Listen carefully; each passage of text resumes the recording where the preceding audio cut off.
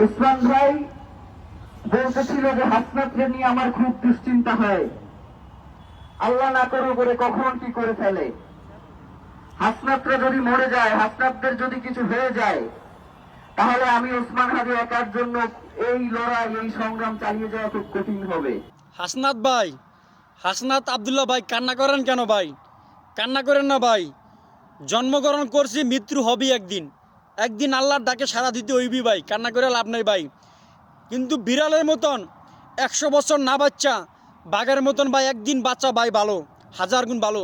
মানুষের মনের ভিতরে যে ভালোবাসা থাকবে, ওই ভালোবাসাই ভাই দোয়া। ওই দোয়া দিয়ে জান্নাত ইনশাল্লাহ পৌঁছে যাবেন ইনশাল্লাহ ভাই। আপনার অনেক সাহস আছে ভাই, মানতে হইব ভাই। ঠিক আছে ভাই, যেটা সত্যি, যেটা রিয়ালিটি, এটা মানতে হইব ভাই। রিয়ালিটি আমাদের মানতে হইব ভাই। হাসনাত আবদুল্লার ভাই বুক ভরা সাহস ভাই, ওর কলিজা ভরা সাহস ভাই, মানতে হইব ভাই, অনেক সাহস। ঠিক আছে, একটা জুলাই যোদ্ধা হাসনাত আবদুল্লাহ ভাই, আমাদের ভাই হাদি, ওসমান শরীফ হাদি। তো উনি মারা গেছে। মারা যাওয়ার পরও কিছু কিছু মানুষ খুব ভয়ে আছে, আতঙ্কে আছে ভাই। ভয়ের কিছু নাই, কেউ ভয় পাইবেন না ইনশাল্লাহ।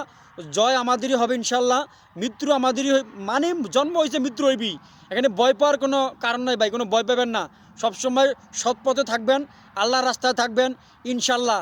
মল্ল শহীদ ভাই, কথা আছে না, বাঁচলে ভাই ইতিহাস, আর মরলে ভাই কি জানি একটা কথাই আছে ভাই, আমার কথাটা মনে নাই ভাই। তো এরকমই ভাই, এখানে কান্দেন না ভাই।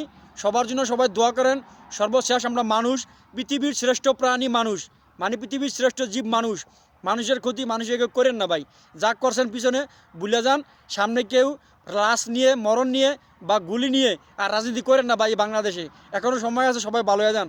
যারা চিন্তা ভাবনা করতেছেন খারাপ কিছু, তারা ভাই ভালো হয়ে যান ভাই। বাংলাদেশের ভিতরে আর খারাপ কিছু করেন না ভাই, দয়া করে ভাই। সবার কাছে রিকোয়েস্ট ভাই।